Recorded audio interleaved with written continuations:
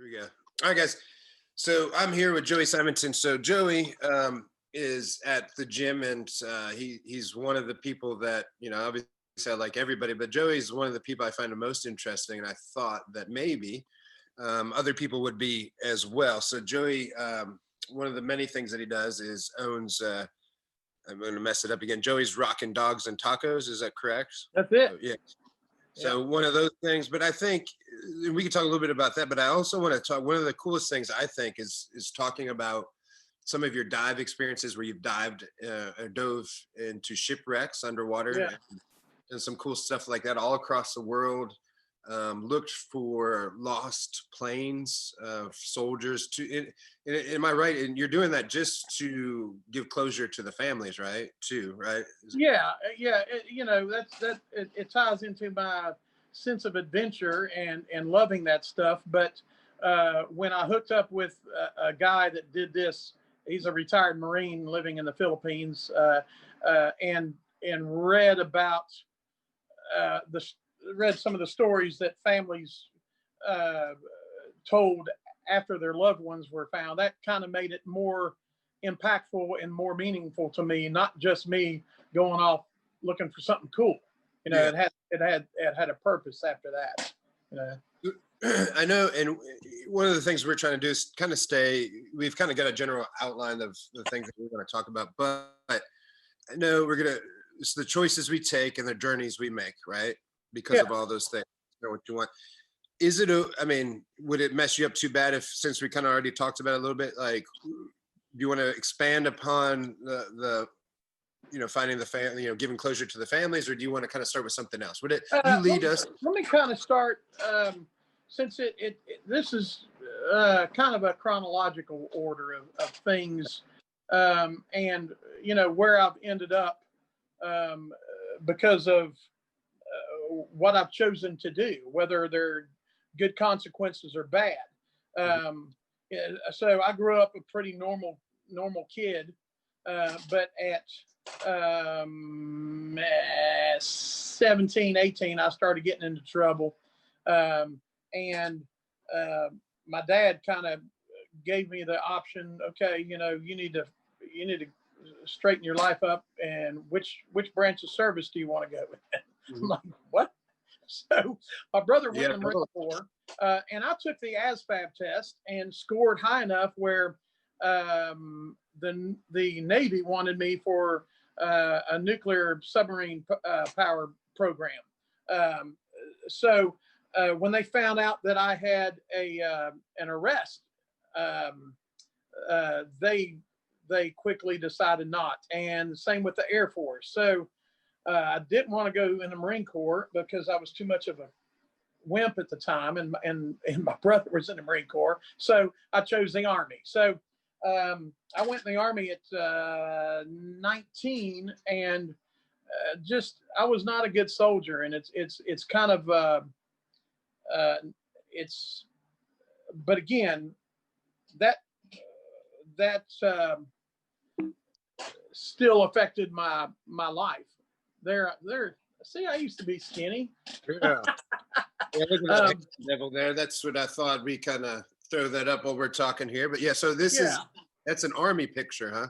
Yeah. So that was taken in basic training, and that was about June of '84 when I'd made it through basic training and then getting ready to start my advanced training. So I was stationed in Colorado Springs, Fort Carson, Colorado, which was a freaking beautiful place, cool duty station. But I was not a good soldier, and I'm very disappointed in myself, and because I got into drugs and made some crazy choices, did some stupid things. And one of the next pictures up there is a picture of a military prison, and it's called Fort Leavenworth, Kansas. And I was reassigned right there, for the choices I made. So I got a 4-year prison sentence in January of '87. I ended up doing 3 years, a month and 10 days, and cell number 303 was was one of mine. This building is now torn down, but this building, this prison here it's in Leavenworth, Kansas. And it was built in the late 1800s, early 1900s by prison labor. It was a very ominous thing seeing that place for the first time, coming in from I came in from air and looked down and saw that place and knew that, I'd screwed up bad. But is that scary? I mean, it's kind of a dumb question, I'm sure, but I mean, dude, like, it was surreal. Yeah. It was surreal. Yeah. As soon as I walked through that main gate and heard that and it was a big freaking 25-foot steel door by 30 feet wide that slid, let the van in, and you could hear that thing close even though you're in the van. You could hear the power of that thing. And then we went through a series of smaller doors, and they all had that same metal on metal crazy concussion and sound and feeling. You could feel it in your chest. And as soon as you walk in, it's like, man, it's survival mode. Yeah. And it was 3 years, a month, and 10 days of some surreal, crazy stuff. And this was a military prison. So I had the advantage of, I mean, everybody there had at least a high school diploma, which compared to other prisons, most people don't, where a lot of the population doesn't. So you'd think, since we were at least high school educated, we'd be smarter, but that didn't prove to be the point. Are there people in there for like murder, or yeah, there is? Yeah. So this prison, military has, or the Army especially has two main prisons. One was at Fort Riley, Kansas, which was for inmates who had a sentence of 2 years or less. Anybody with 2 years and 1 day to life or death went to Fort Leavenworth. And again, this was 87. That building's torn down now, but they still have that. It's called the United States Disciplinary Barracks. It doesn't sound like a prison. It sounded great. Yeah, little but piece. It was bizarre. I mean, some of the guys that I hung out with were in there for, I mean, stabbing people in the neck, and just to watch them die, and that kind of crazy shit. So how do you make friends in a place like that? I mean, man, again, going back to that first day and that first hour, and you've seen on the movies where, all the taunting and I can't, hey, look at you, I can't, I'm going to make you my bitch and all that. I knew right away, and that's before I even knew about fighting. Yeah. But I knew I was going to be in survival mode, and but I was still a likable asshole, but there were people in there that they didn't give a rip. They had life. They had nothing to lose, and one of our big jokes was, what are you going to do? Put me in jail? And some of these guys lived that every day, and but I knew that I had a 4-year sentence, and I knew that I did not want that as my life. Jail sucks, dude. But making friends in there, you had to be real wary, because I went in there looking, okay, people gonna want something. Nothing's free. Whether they want my rations or cigarettes or want to be my girlfriend or whatever, it ain't gonna happen. So, but most of the people in there were just minor offenses. I mean, most weren't rabid killers. Most were, people like me, just dumbass people who stole or drug offenses or beat someone up or all the above or whatever, So most of them weren't crazy violent. Most of them were just in the wrong place at the wrong time and did something stupid and got caught, like me. So I made friends, but I also you know, made some enemies because I'm a smart ass, you know. And again, this was before I mean, the only fighting I'd known is, you know, the training I got in basic training. You know, they train us to kill people. So Yeah, but isn't it ironic though? Like a lot of people talk about this. Like most of the people that want to fight and always fight don't know how to fight. It's like the guys like us that train now. We're like, I don't want to fight. I know what could happen, right? right. Like, you know, Yeah, it's weird. You know.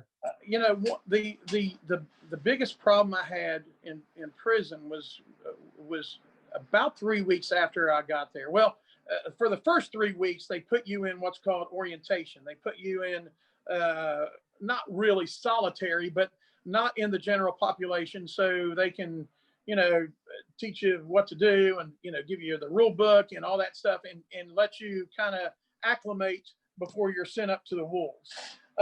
Well, and that lasts 3 weeks. So about 3 weeks after I got into general population, this dude just kept messing with me and kept messing with me. And I knew people were like, man, you're just getting punked out, man. So probably the most heinous thing I've ever done is I waited till he was at the water fountain getting a drink, and I went up behind him and I shoved his mouth on that freaking thing and broke a bunch of teeth. Ugh. And I went freaking nuts, dude.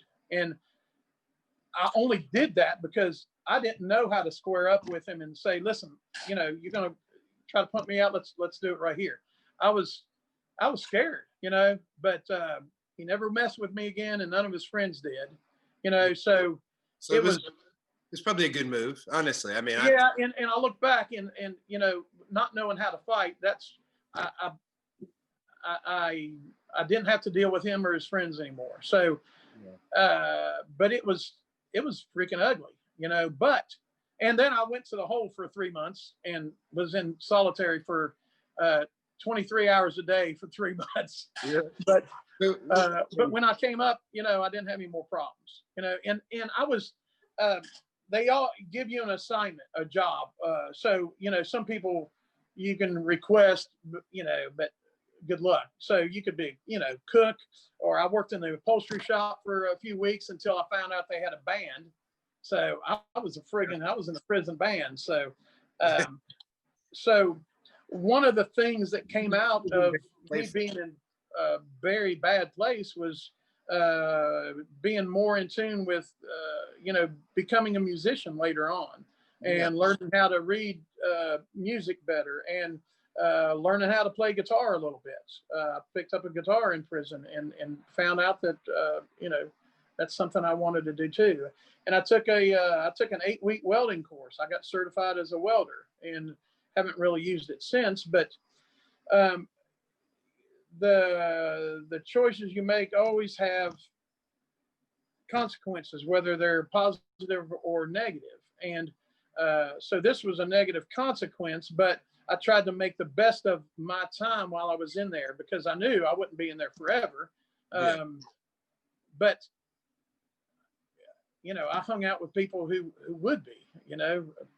Some of the guys probably died in there, you know, that I knew. And it's been, you know, I got out in 90. So it's been 30 years, you know, but for, I bet 10 years, you know, because at 4 o'clock we had a count. Everybody in their cell for lockdown, count until dinner time. And for years, man, 4 o'clock, I was like, oh shit, I got something to do. Oh, I don't have to be in my cell. Yeah. I'm in college or whatever. So it's a weird, surreal type of existence. And I saw people make the best of it and grow. And then I saw people just give up and not care what happened to them or anybody around them, you know. And it's a very, very strange existence. And it's very easy to go to jail, you know. Yeah, it is actually. And one of the things as a business owner and now married, you know, I realized that even a weekend in jail, you know, would affect my business, would affect my wife, you know. So I'm much more careful with my idiocy. because even a weekend, it sucks, dude. It really, really sucks. Well, so I got a couple of questions, and I know we don't want to spend a whole, like, this is kind of probably in your mind too, just a minor thing. Not that going to jail is minor, but in the grand scheme of things that we're going to talk about, it's probably minor. But the first question is, who does the jail band play to? Did you guys have concerts or like who? Not outside the gates. We Yeah. didn't.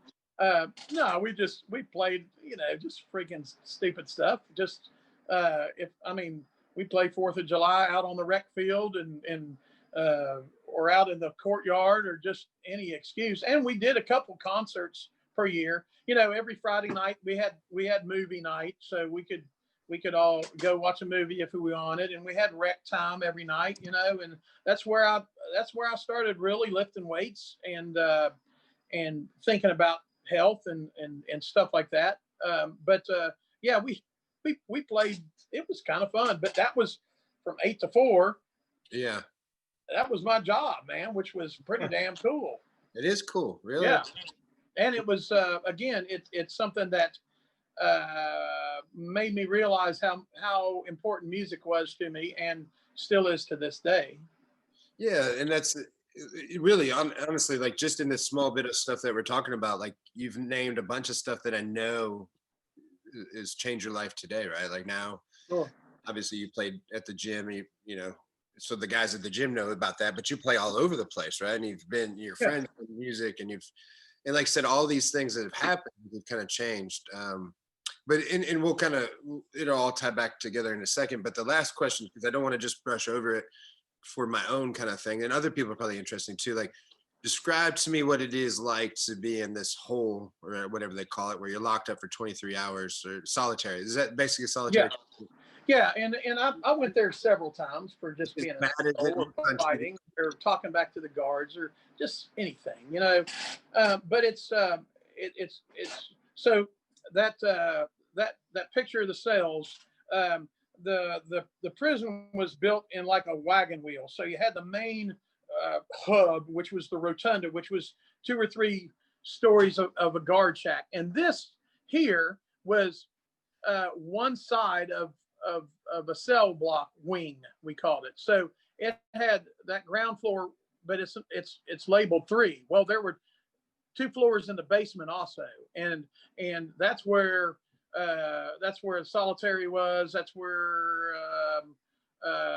like the hospital was. That was where a couple other things were. But 2 floors under that is where the hole or solitary was, and then it had 4 on top of that. So, and then it had it had 36 on each side times 4, and then on the other side also. So, I mean, there were 200 or 300 people in this wing, and there was 4 wings. Yeah, so, solitary was, we looked forward to freaking our meal because we were so bored in there. I read a lot of books, and it sucked, dude. I could literally stretch out and touch both walls, of the cell, and I had a freaking standard metal freaking rack with a foam mattress this thick. It was freaking sucked, dude. And there was literally 23 hours of freaking being in that damn cell. And there was, you didn't have a fan, you didn't have a freaking heater, you didn't have shit, dude. So if there were times in there, even in general population, where it was so freaking hot, man. You'd rig up strings and put pieces like some of the stuff I learned to paint in there. I would get this big paper, that cardboard kind of stock that I painted on, and rig up a fan so I could use my thumb or my finger and trigger, have my pulley up there and sit there and have my freaking fan go back and forth, as I pulled it. And that was the only relief. But it would be freaking 100 degrees in there sometimes. And the hole down in the solitary was even hotter. I mean, it was not a comfortable situation. And there were a couple times, and we'll get off this, but out in Kansas, I mean, there were earthquakes, and you could feel You know, you'd be laying in your rack and feel, oh shit, what's that? And then people talking and yelling and singing and screaming and telling people to fuck off, and it was just constant chaos and noise. But you'd be laying in there and you'd feel this rumble, and then it would get quiet, and they were like, damn, that was a freaking earthquake. But talk about a vulnerable situation. You can't get out of there if that building crumbles, you know. Yeah. Well, or fire, you know. I mean, how do you keep, like, so when I watch movies about that, like, it seems like it drives people crazy. Did it not? How did you avoid? I saw a lot of people just freaking lose their mind. Yeah. Yeah, I mean, not just give up, you know. I mean, Yeah. but again, there was kind of stuff to do. I mean, you had the gym, you had, you know, we played volleyball. And when the weather was nice, there was a big rec field with softball and the track, and you know, there's a library, and you know, there was stuff there to keep you busy if you wanted to. But yeah, I mean, I saw people freaking go off and just give up. One of the guys I was in a Bible study with, he was in there for murder. He walked, this guy I was talking about, he walked up to a guy in Germany just to see what it'd feel like to kill someone, and stabbed him in the neck 7 times. So he had a life sentence. But when I got there, he would have already been in there for 6 or 8 years. So he was trying to turn around and trying to better himself, you know. But he was in a Bible study with me for a while, and then he did something. Some guy snitched on him for something, and the dude went out to the rec field where everybody was lifting weights, and took a 45-pound bar where this guy was doing bench press, and freaking just went like this and just freaking smashed him. You know, and I never saw him again. They took him straight to the hole, and you know, a year later or whatever, I got released, and I never saw the dude again. But I mean, he gave up, man. You know, and so what do you think it'd be like if you're in the hole for a year? Oh, dude, I couldn't imagine. Yeah, you know, I went there for 3 months, and I was about. I mean, it was a freaking weird situation. It sucked, dude. They were freaking. I mean, it was feeling hopeless, you know, hopeless. And you really look forward, if you heard this, and you couldn't see down, you know, you pass messages back and forth, and you'd tie stuff to strings and throw it to your next cellmate, or 2 doors down, or let me borrow that magazine, and try to fish for things, you know. But if you heard someone come in, you know, you had to be good. But that was a relief. Oh, someone's coming to check on me. I can say hi to somebody, except fucking dude next door that I've been talking to for 2 months, you know. But anything to break the monotony was just welcome. And we'd freaking, we'd sit there in the cell for 23 hours. And then when rec time came, they gave us an hour to have rec and a shower. And it was like, you took advantage of it. But yeah, I mean, some people just freaking gave up, and it was easy to do. I mean, I talked to people that were in there for 25 years already when I got there. And, you know, some of them were just, that was their life, and that's, you know, they're dealing with it. But others, they'd been in there for a year and freaking lose it. You know, it's just, I guess, depends on the strength of your personality and all that, and your support from the outside. You know, if you didn't have anybody on the outside and didn't have anything to freaking care about, you know, it'd be easy to give up, I would think, you know? Yes. I mean, obviously you're doing well now. I mean, is there any lasting effects from that, but really, did it change you? I'm sure it changed you as a person, but that's question number 1. And then number 2, I guess I would ask, is that out of all those experiences, where did it lead you next? Right. So number 1 is, how much did it change you? I'm sure a lot. And then number 2, with those changes, I mean, where did it lead you? Okay. So I tried to take advantage, you know, and like I said, I qualified for any job in the military through my ASVAB. I was intelligent. I was just not smart. You know, I made a lot of stupid decisions. So when I was coming short, almost time to get out, I knew that I needed to go to college. At first, I was going to go become a commercial diver, underwater welding and stuff like that. And then I got accepted into a couple schools in Texas, and this before I got out of prison. And then I was thinking, I was like, I might just become a scuba instructor and go down to Key West and friggin' live the life. Yeah. And then my dad made me the offer. He was like, man, you come here and live with me in Huntington, and I'll pay your tuition and books. You can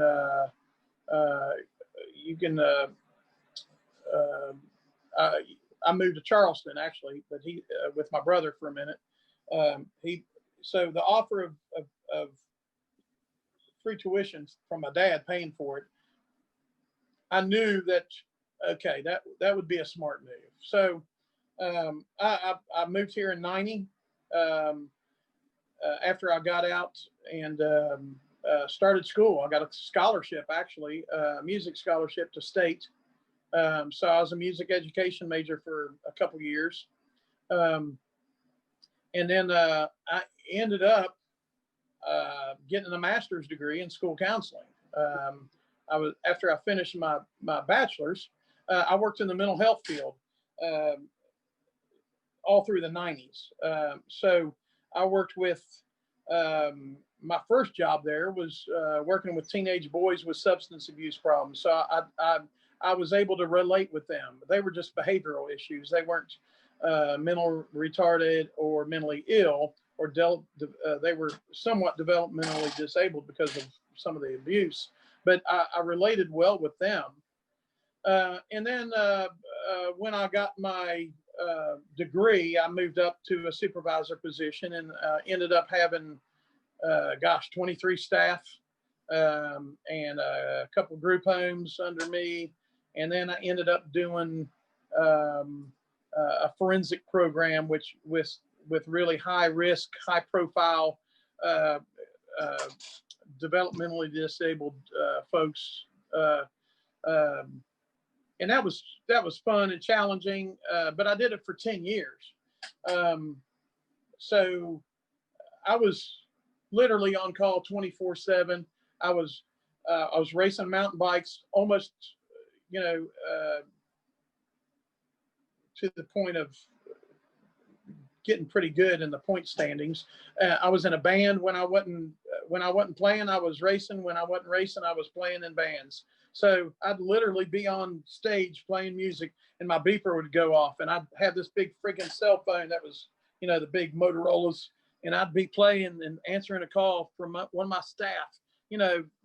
Can't find the blender or something stupid, And after years of that, I was like, golly, there's got to be something else, man.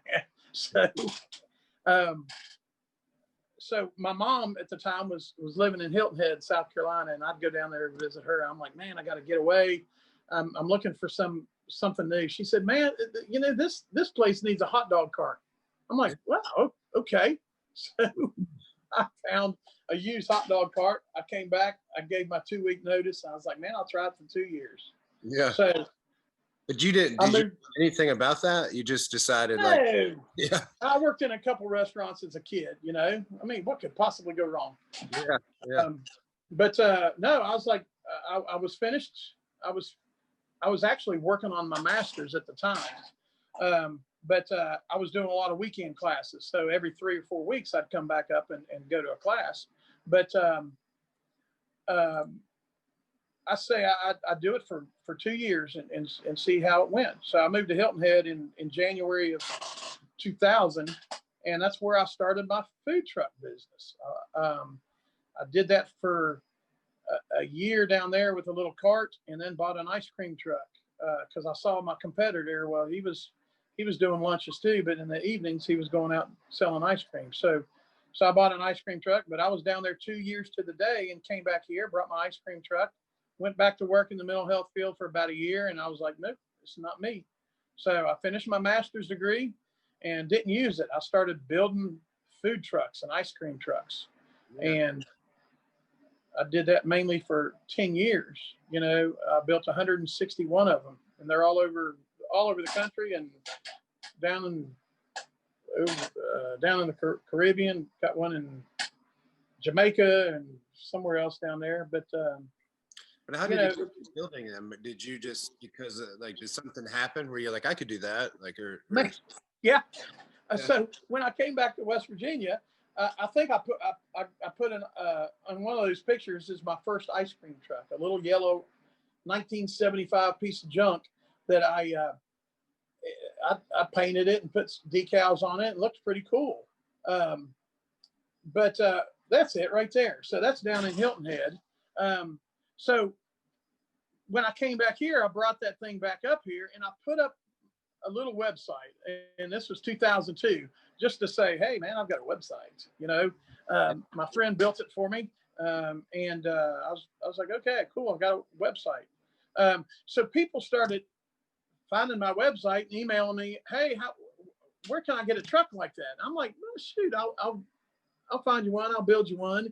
And my first customer was actually 3 guys from Poland, and they would come to Nashville during the summer when they were out of school and work an ice cream truck there. So they wanted their own company, so they bought 2 ice cream trucks from me. That's one I built. That was a $260,000 ice cream truck. It looks like it looks pretty sophisticated. That was, you ever been up to Yogurt Mountain and got your stuff and put your toppings on and then you weigh it? Yep. But that was probably the world's first multi-station self-serve yogurt truck. Really? And I did that in 2007, probably. So is it worth the investment? That's a pretty hefty investment, huh? Man, someone's making money on it. It's still on the road. Awesome. But yeah, man. And again, it's I would not have got into that if I had chosen to be a good soldier. I would have probably retired from the military at 39, and traveled the world, and who knows, or gotten killed. I don't know. But do you think, are you a person, to me, I'm trying to figure this out when I'm listening. Do you think it's just like you don't fit in? You're not going to be a guy in a cubicle kind of person? Is that the deal, you think? Definitely. Yeah. And I'm kind of flighty in that, I'll see an idea and I'll say, ooh, man, that'll make a good pizza place. Ooh, that'd make a good freaking taco stand. Or, I'm always thinking of ideas, but I got to a point where I was trying to do too much at one time and not concentrating on 1 or 2 things really well. So, at one time I was in a band playing every weekend. I was building food trucks, 20, 25 a year.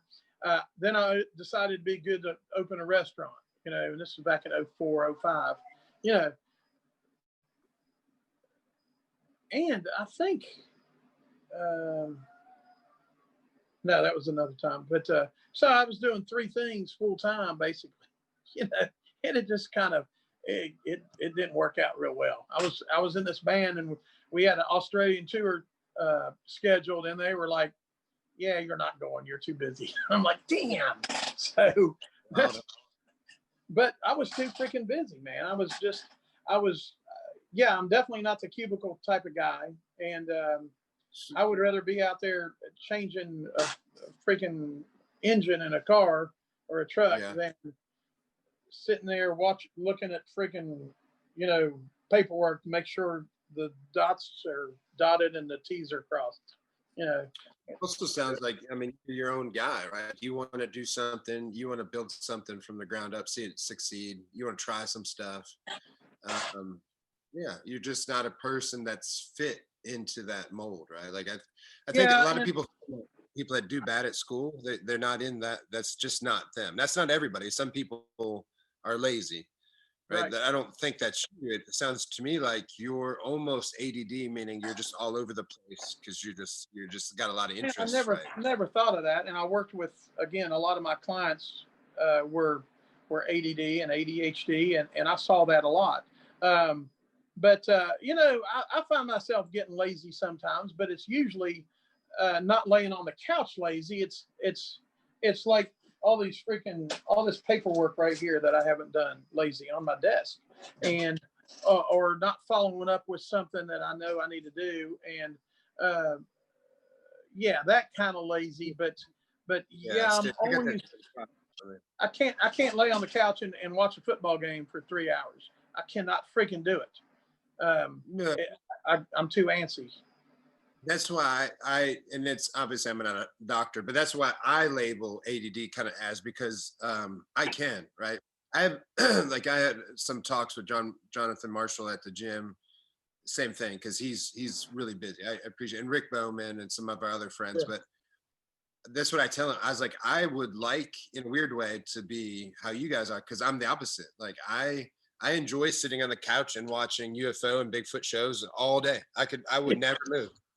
I would like, but I have to make myself be busy, and obviously I am. Like, I worked all day, went to the gym all day, went and saw patients, and now we're doing a podcast. Like, I'm busy, but I have to make Right. do this. My fallback would be just lay on the bed, lay on the couch, and watch TV, and I would enjoy it.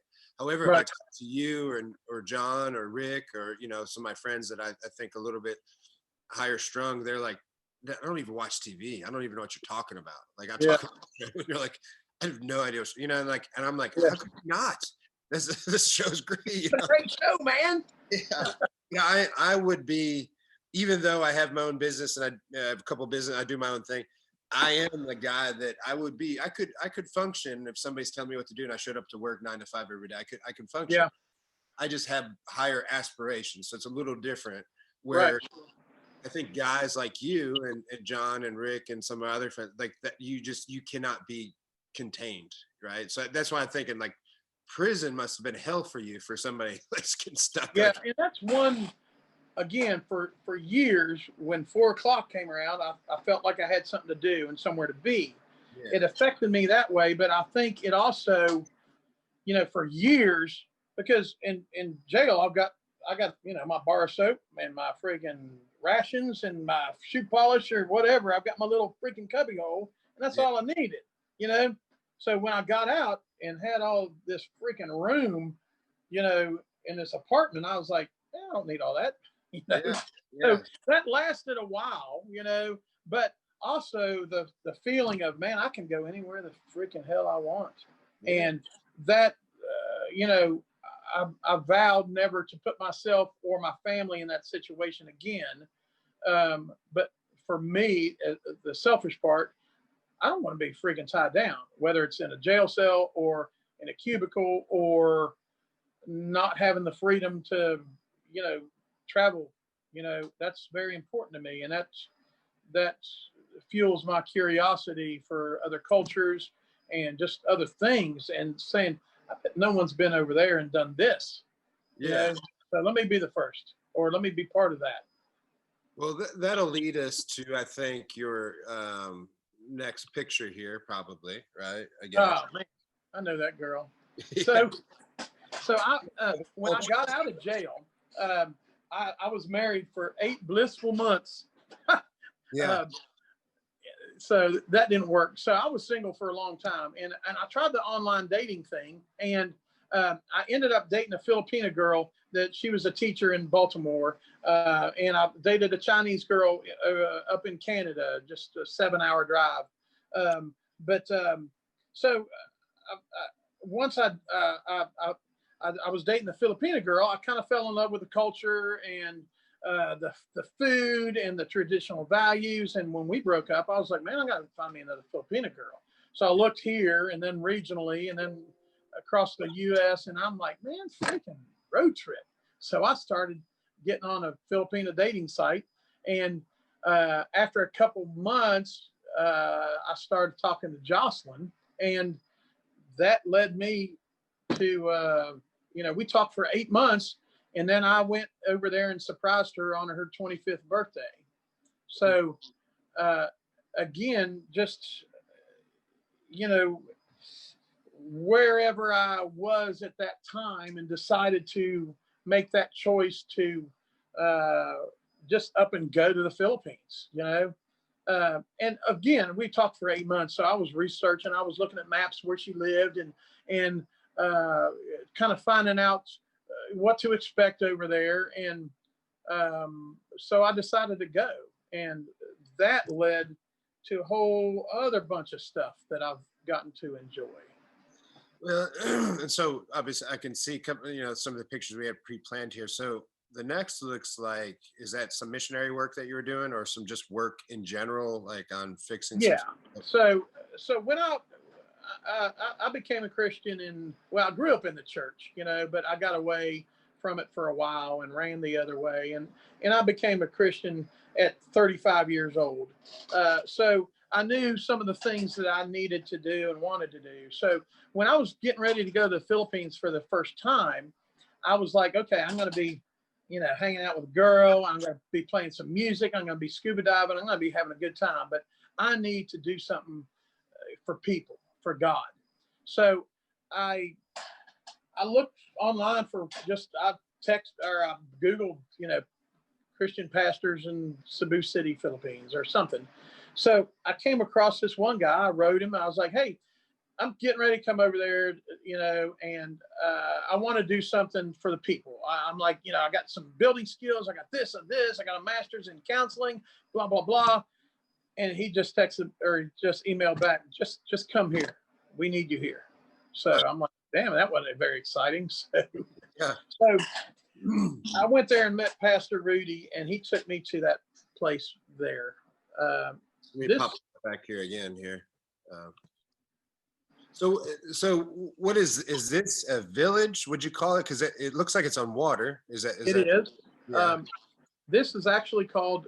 This is a squatter village that just kind of built up.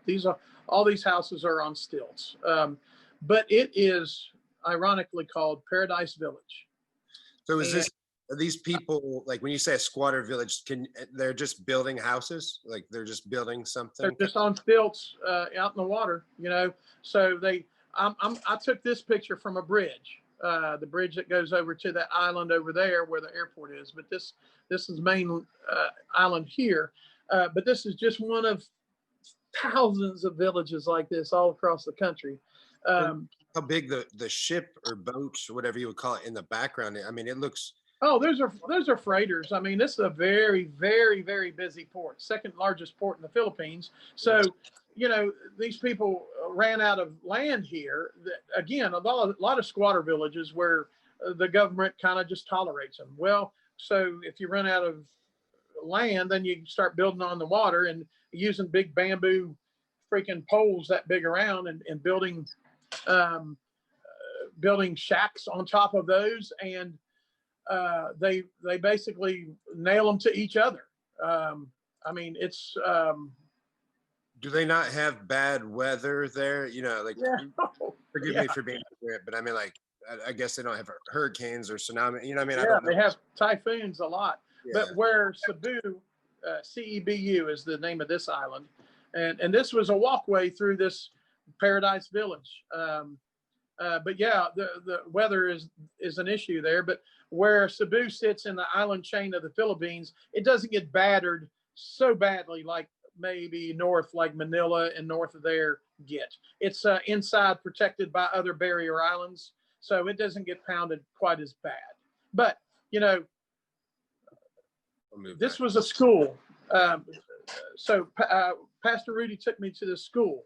So it's got holes in the roof, holes in the floor, and I was in a position where I could help.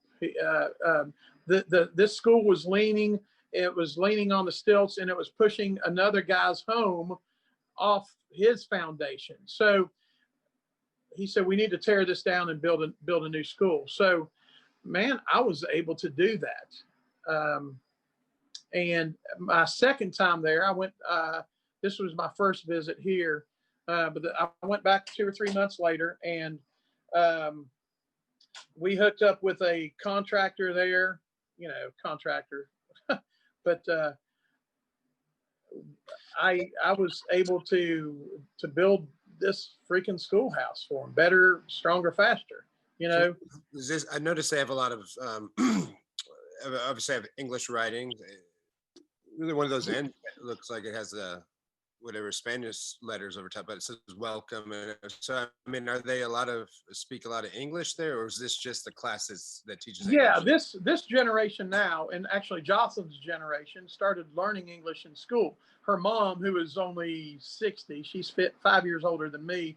They didn't really learn English growing up. When I first met her mom, she didn't speak a lot of English at all. But now the Philippines is actually the third largest English-speaking country in the world. Yeah. That's the school there. So we tore that building down and started putting up this building. And it's a 2-story building. And we did that for less than 10 grand, you know? So, yeah. So it's after 10 years, it's still in use. And, you know, it's making a difference in the neighborhood, you know, and it's, I was just blessed to be led to the right man who needed the right project done, and we found the right people to do it. And I took this one somewhere in the Philippines, you know, but this is life for too many people. Yeah. We are so, man, we got tunnel vision. We're like this all the time. We see, you know, so little of this around here, you know, because mostly it's non-existent. I mean, this is very common here. You know, this little girl, who knows where she is now? But I think probably one of the reasons you and I started to talk, right? Because I think one of the many times after we get done training, we just kind of sit around and BS for a while. Was like, I think one of the times I kind of remember talking to you about it, I was like, I think here's the problem I see in West Virginia. Just reading Facebook or whatever. I was like, you know, people aren't very worldly, right? They feel like our pocket or our state or wherever they live in a holler, or, you know, is how the world is, right? And it's not, right? Because, well, for example, right there, you've got those that looked horrible, right? For us, like for people that when we're poor, we don't really know what poor is, right? We say we're poor, but then you still have subsidized housing and you're getting, you know, help from the government. Not saying anything bad, but right. You still, like, you're poor, but you're living pretty well, right? And then you look at that, and then people are living in houses that are barely put together. They're sitting in the streets naked, like that little girl. But even with that, in general, what I've noticed is those people are still kind of happy, right? It's like a mindset, right? It's yeah. I mean, they're desperate. And there is, you know, very strong family values, very traditional, you know, big families, but man, people are smiling, and they're living on the streets, but they find a reason to smile, you know, and they're destitute, and they're so encrusted with dirt and grime from not having a shower in literally months, you know. But there's probably another couple pictures there of people sleeping on boxes, you know, right on the street. It's right outside my nice hotel. Not a nice hotel, but nice for them. You know, it's a room. But she's actually on a cardboard box, I think. And that's probably, there's some of the kids we feed. So every time I go, we feed kids, you know, several different places. And we go into these, places that no American or foreigner goes, man. These are little friggin' squatter villages. And we pass out food and scoop out porridge, they call this. Man, I would never go there alone, dude. I mean, you know, without people who knew, because it's not the safest place in the world, but you know, you go with people who know the locals, and you're going to be okay for the most part, you know. It makes sense. It doesn't mean that they're bad people. I mean, but if you're that destitute and going around, and then you see this, you know, guy walk through, right? You know what I mean? It's like, it's the same reason people get robbed in poor neighborhoods here, right? Exactly the same. You know, you know, same over there. There's drug addicts and desperate pickpockets and stuff like that. And you know, I've never had a problem with that, mostly because of my size, and I'm pretty smart. you know, and I know where to go and where not to go and when to go at certain places and when not to go there. So, yeah, I mean, I like going in those places where they've never seen an American, you know, in their neighborhood. I like letting them know that someone is thinking about them, you know, and even if, you know, they'll never see me again, maybe, or they might see me next year in the same place. But, you know, to be able to provide a meal or school books or a school building or shoes, I mean, flip-flops, just, you know, most of these people have never had a gift, you know, so to help that is a blessing to them, but it's I get much more out of it than they do, I'm sure. But some of these kids eat one time a day, and that's their life. Look how happy that they are. I mean, I don't know if they're just smiling for a picture, but some of these Dude, people. It's to sit back after they're served and just to watch them interact, and they're sharing. You know, because sometimes we don't have enough food for everybody. There's a freaking line with 50 people in, you know, and they keep coming, and then we run out of food, man. You know, run out of candy or whatever. But there's the school we built. But man, they're sharing with each other. You know, they're happy. They know the importance of keeping that friend or that family member. You know, there's God, that was right outside my hotel door, man. But it goes with what you're just saying about how dirty. I mean, it's just like, look at the bottom of his feet. You know, yeah. I mean, yeah, and you know, it's everywhere, and we just don't see people living like that on a large scale, you know. But it's very prominent around the world. We live better than 95% of the world's population if we have a car. You know, most people don't. Yeah, no, and I don't remember the exact stat, but I think it was something like if you have $30,000, you're rich. Comparison of the world, I think it was roughly yeah, that makes sense. Yeah, which to us that's poor, right? And but it's not, you know. So what is so this? one of the ministries I do is I go to a couple of jails over there. Now look at the condition of that freaking cell. And they got 30 people in there, dude. And it is so freaking crazy hot. You know, we went from outside where it was 85 to the inside of the police station where they had a little window unit air conditioner. And then we went into another, that cell there is actually, we're inside the women's cell. And there were like 5 or 6 women in there. But we felt the heat coming from this cell block, this cell with the guys in it. The heat and the stench was coming out. It was like nothing I'd ever smelled or felt. It's just, but these guys are, you know, I mean, they're stuck there, dude. I mean, yeah. And some of them will be there for a few days, but some of them in that cell will be there for years. And over there, if people don't bring you food, buddy, you're going hungry. So family members would come in and bring food, and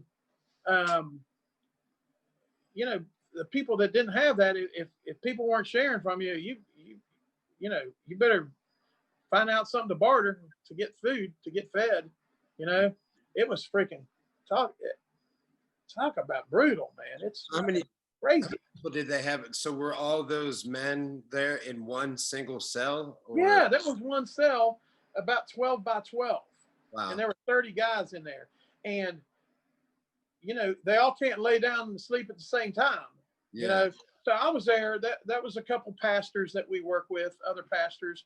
So I was just, you know, they said, I want you to come to the jail and give some encouragement to the inmates. Like, I'm not a motivational speaker, but, right. You know, I went in there and just let them know that, you know, I've been there, you know, and, you know, we did a little Bible reading with them, and some of them were very into it, and some of them ignored us, and you know, that's cool. But again, there's probably not many foreigners going over there and giving those guys encouragement. Yeah. You know, and it's something that's needed, and someone needs to do it. You know, so it was just something else that I feel I need to do when I'm over there instead of just have fun, you know? Yeah. So do you think that is it because, I mean, we talked about it a little bit, but do you get that feeling because of your faith, or do you get that feeling because you saw it with your own eyes, or a little bit of both? Oh, both. Yeah, absolutely. And, Christ talks about, visiting inmates and feeding the poor and, clothing the naked and all that stuff. And to be able to live that, even though it's just for a few days a year, is something, again, that is important, but it's a blessing to me. But, that's something I wish I could do every day. Yeah. I mean, well, I can't imagine, really. Honestly, I don't know, because I never have. But I mean, like, obviously, I've done charity work and stuff like that. But that's a different level, right? I don't know. Yeah, and it's easy.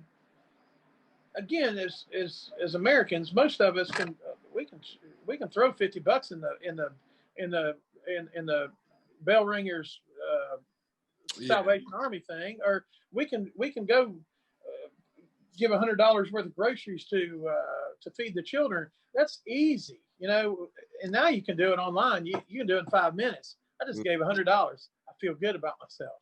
Yeah. That's the way we're used to doing it.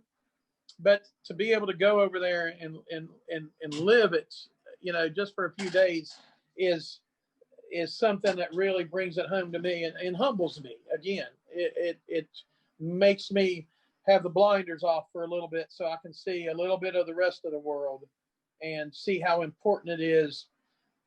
Everything we do, makes a difference in someone's life, and we may never know it.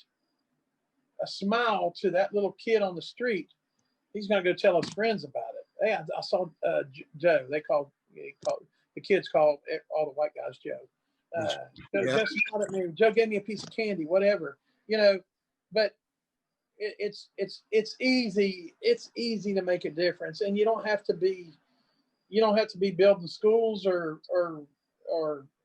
giving people cars or whatever. It's just spending time with people, and that's where I've always been more selfish. It's easy, especially when I was making money. It was easy to give money to the thing, but to be able to sit with someone, again, I'm not very good at sitting. I'm not patient, but to spend time with someone and listen to them, Yeah.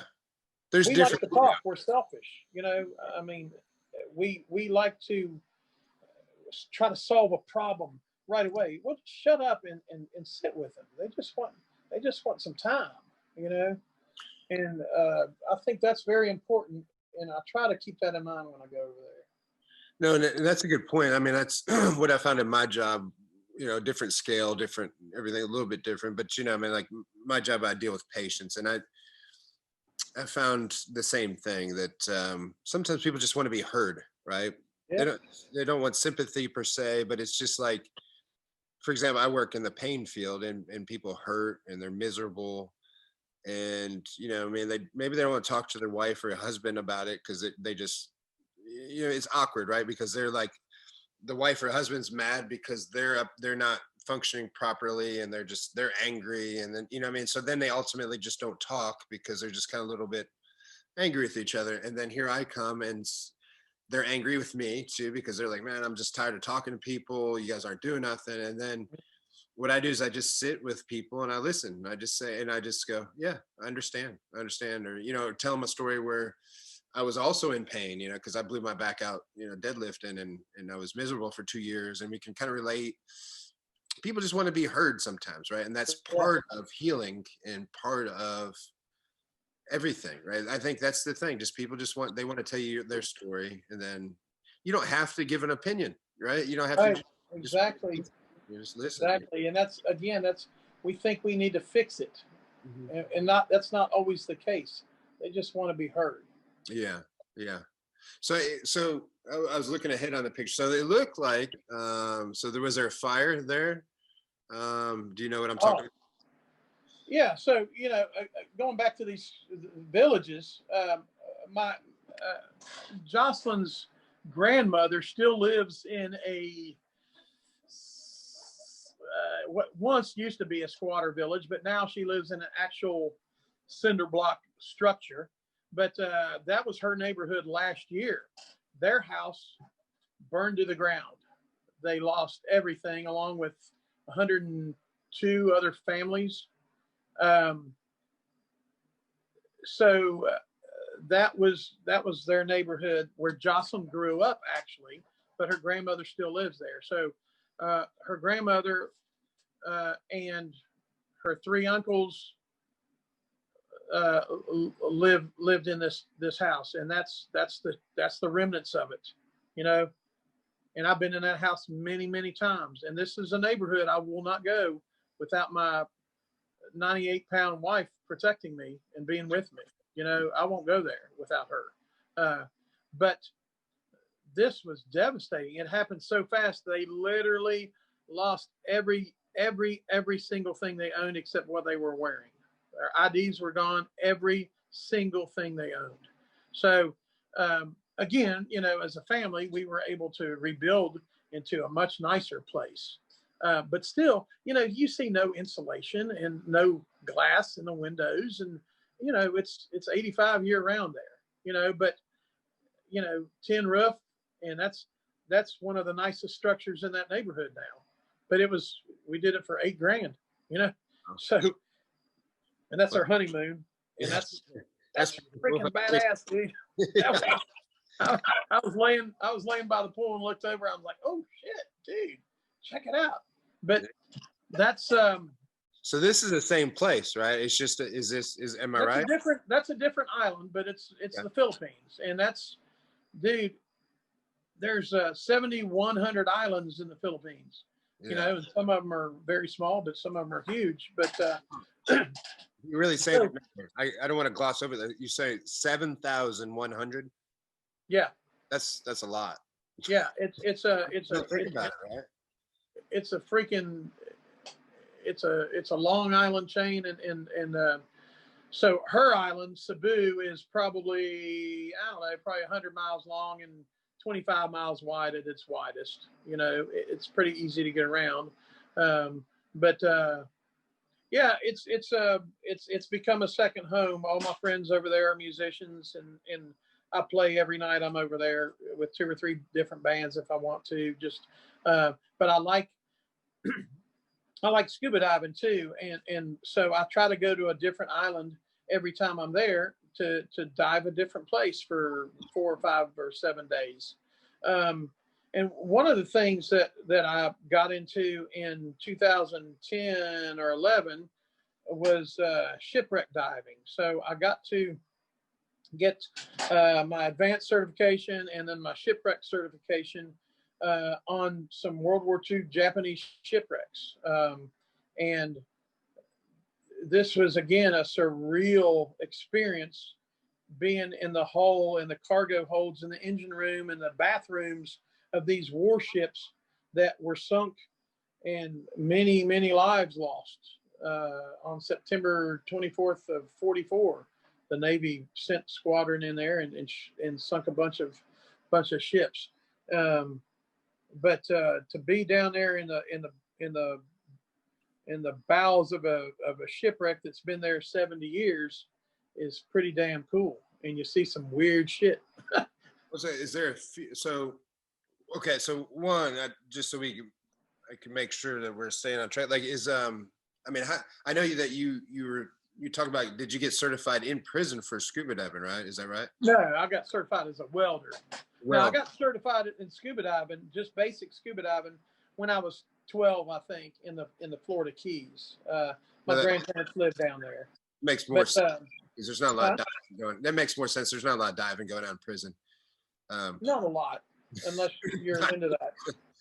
Yeah, a little bit different. Yeah, but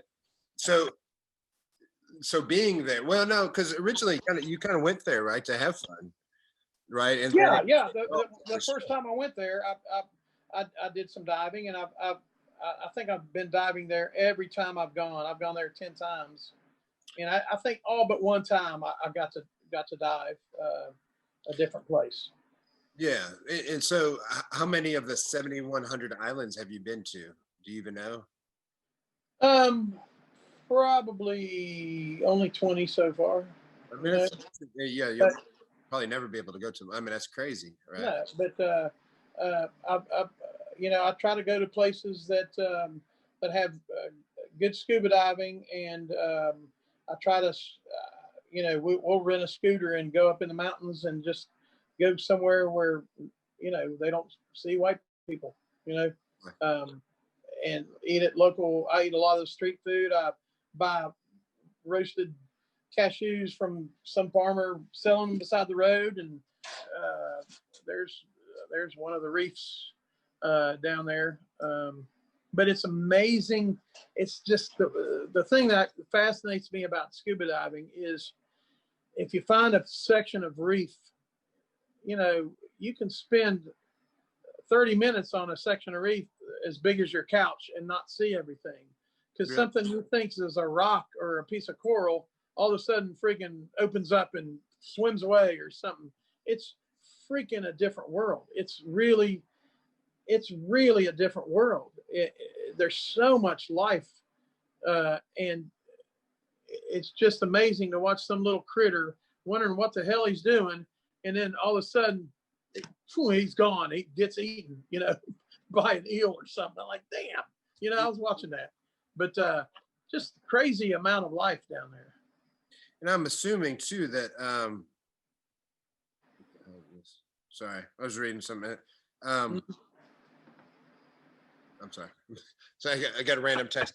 But I was gonna say, I'm assuming, do they have a lot of marine life that we don't have on the coast of the Atlantic or Pacific around the United States? I'm assuming, yeah, that would make sense, right? I mean, they got a bunch of different stuff. A lot of the same stuff.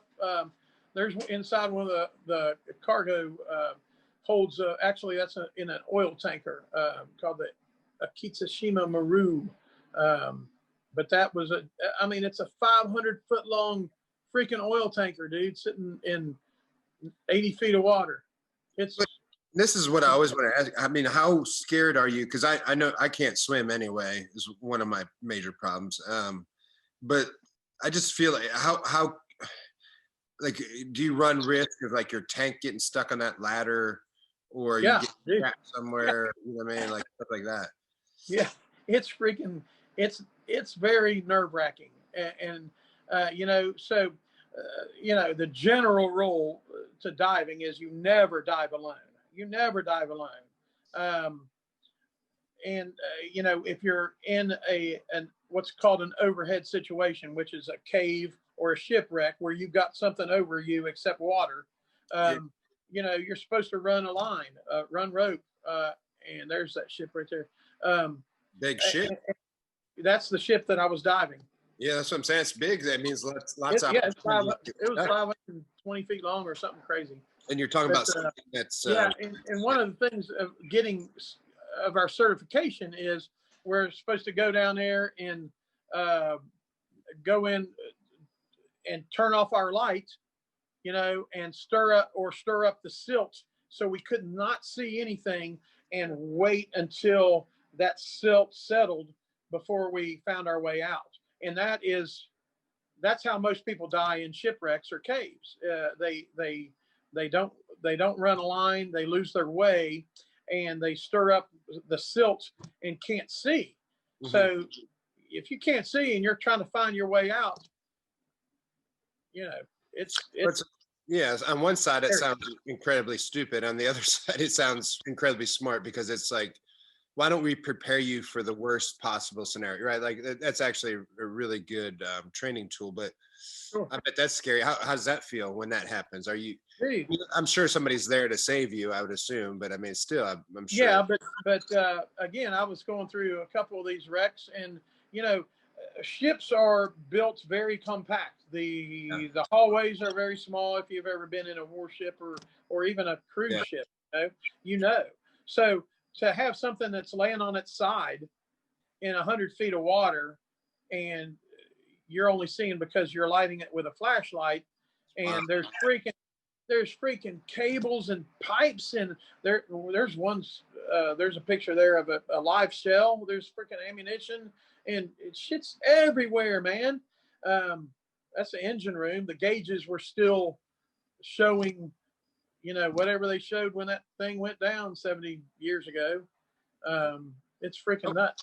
How often is there like something freaky in there, like an octopus, a squid, a shark? Oh, there's all kinds of shit, dude. There's sharks and freaking groupers and eels and freaking shit's everywhere. But again, you know, getting your regulator back here tangled in a freaking bunch of cable or wire, you know, is freaking crazy. It's freaky because your partner might be up the freaking hallway, you know, and you know you're tapping on the side trying to get his attention, you know, and he has to come back and untangle you. That's kind of unnerving. I saw a pretty freaky video that was going around. I'm sure a lot of people saw it, but it was like a guy was maybe looking at an octopus or something, kind of like just, you know, having a good time just looking at it, and they just turned around and jumped on his mask and was trying to rip it off. Oh yeah. He was pretty screwed. Yeah. You know? Because that's another thing, you got to keep your cool. Yeah, I mean, you know, it sounds easier than it's said than done. Like, here's my, like, for such a big guy, I've got a problem with freaky creatures, so I don't think I'd be a good diver. There's a bunch of them down there.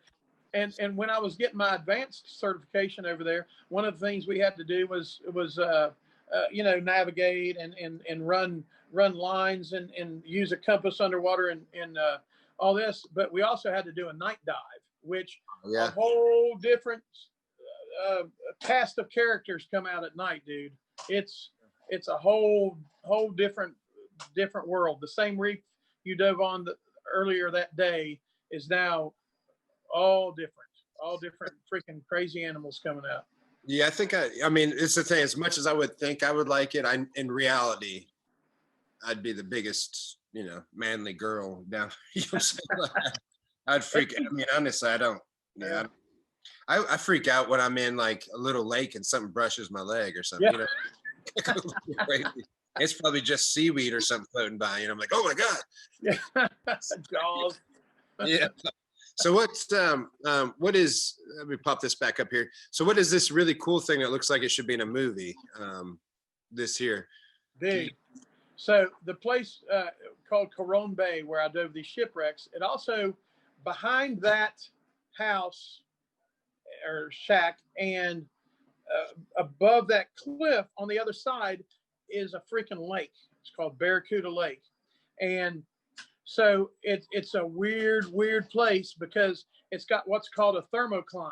So you go down about 20 feet and it changes from fresh water to salt water. And the temperature changes about 10 or 12 degrees. It gets crazy hot. So it's just a freaky thing, man. But we had to climb over that cliff. We had to climb up the cliff with our dive gear. We had to take our fins off and freaking climb up this craggly freaking rock cliff and then go on the other side and put our gear on and dive this lake. And it was, again, surreal. And so you're sitting in this lake and it's probably a quarter mile, you know, it's freaking huge. But it's surrounded by these freaking, it's surrounded by these cliffs all the way around. You can see around the corner it goes and all, but you're freaking floating there and just looking up and you're freaking wondering what the hell caused this, man. Yeah, that's nuts. Yeah, it's just a crazy freak of nature type of thing, man. So it's part fresh water and part salt water, and you can feel that thermocline when you're descending. All of a sudden, it's getting murky. And it's getting hot, and within about 3 feet, the temperature changes 10 or 12 degrees, and it's really crazy.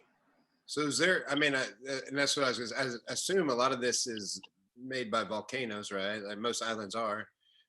Yeah. Was this in a volcano or something like this, or is this lake just some part of the island? Or this is just part of the island. This was not a volcanic lake, but there are many in the Philippines that are volcanic lakes. I've never been in one yet, but there's still. How did this lead obviously scuba diving, I mean, it's amazing, right? Diving strip. But so how did this lead to finding lost airplanes, I guess, was the next. Right? Again, after my fascination with shipwrecks and just World War II history in general, I grew up in an airplane. My dad has always had an airplane, and now my brother's got an airplane, and I soloed when I was 17, I think. So I've always been a warplane fanatic. And in fact, when I was in the Army, my job was actually air defense artillery, which was blowing up airplanes. So I had to know. My aircraft recognition skills were stellar. You know, I knew all the freaking airplanes back then. But so my love of diving and World War II history and the amazing amount of World War II history that's all through the Philippines. Most people don't know that the Philippines was attacked 8 hours after Pearl Harbor was attacked, and we had bases there. So I looked for. I probably just came across random, sites. I like abandoned things, and I like finding stuff that's been forgotten. But I ran across this group that its mission was to find, locate, and hopefully return the remains of World War II MIA, missing in action soldiers, to their families. So I joined one group, and I didn't go on a mission with them, but one of the guys from that group broke off and formed his own recovery group, and he's a retired Marine, and he lives north of Manila. So he goes on 2 or 3 or 4 missions a year looking for stuff all over. And so I hooked up with him, and it's called the PhilAM, Filipino American MIAPOW Recovery Group. So we've been on some, and he's been on a bunch more than me, but trekking through a freaking jungle looking for a plane crash is pretty freaking crazy. And so Robert is his name, and so he looks up stuff in the Library of Congress and does real research on stuff that's going on, and we're looking for that's PFC Selden White. He was executed, him and another guy executed by the Japanese in June of '43 after trying to escape from a prison in the island of Palawan. So we went there, and after researching, he did his research before we went. We talked to some locals and found a map and a testimony that was given by one of the Japanese guards who was on the execution detail. He didn't fire the rifle, but he was on the detail that he helped dig the graves, I think. So this testimony was given in 1947 at a war crimes trial, and this guard was drawing a map of where he thought that the prisoners were killed. So Robert ran across this hand-drawn map.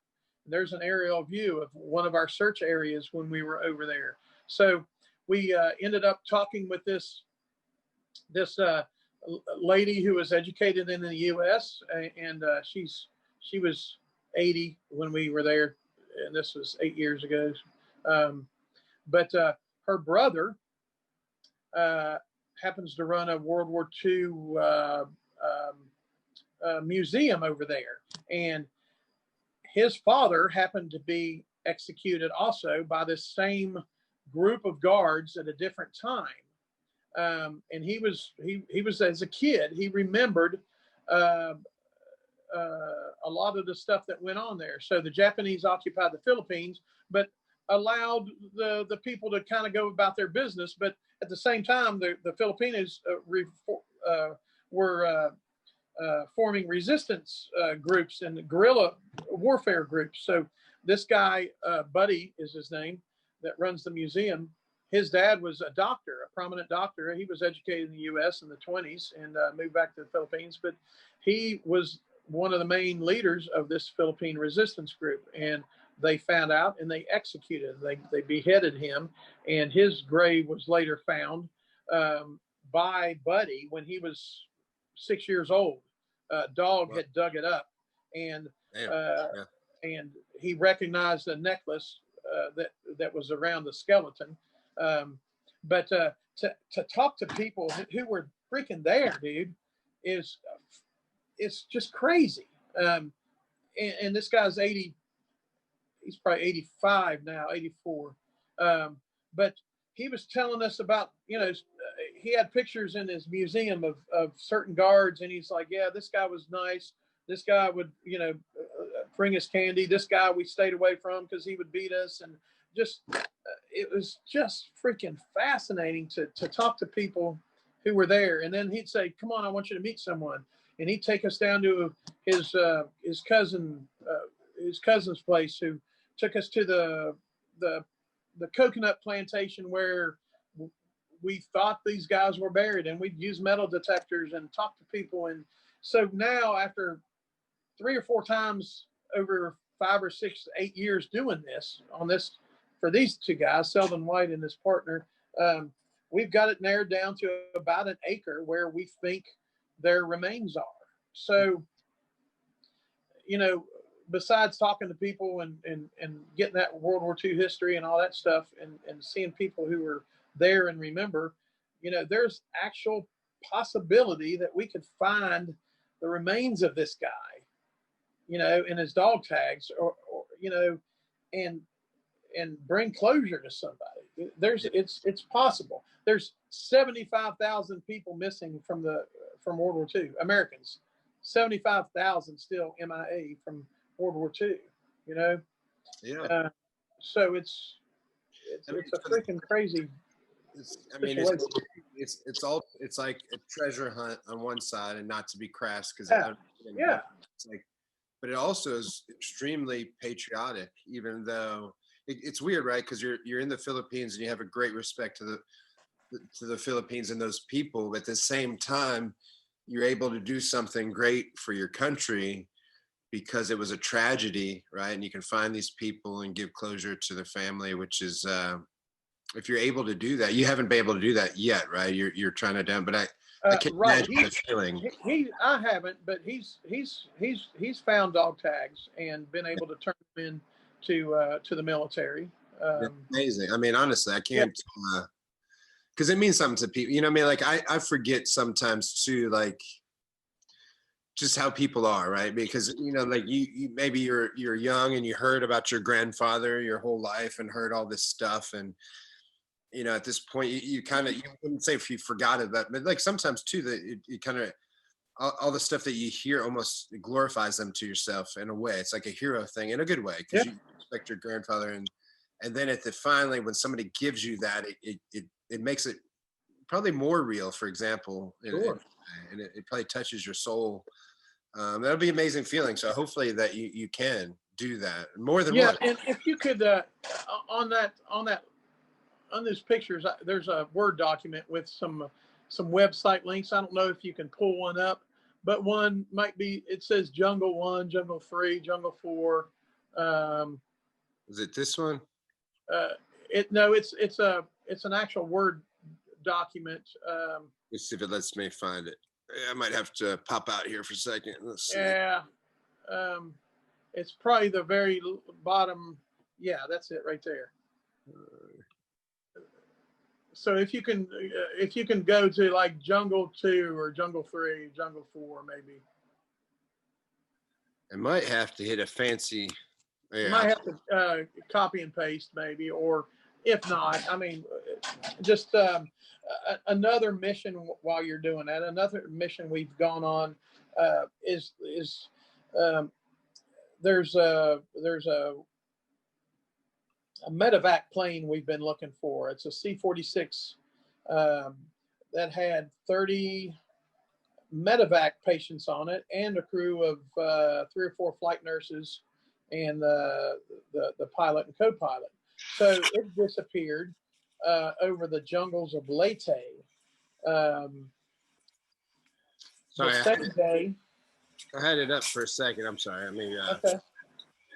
let's see if I can locate it again. I feel it. There you go. no.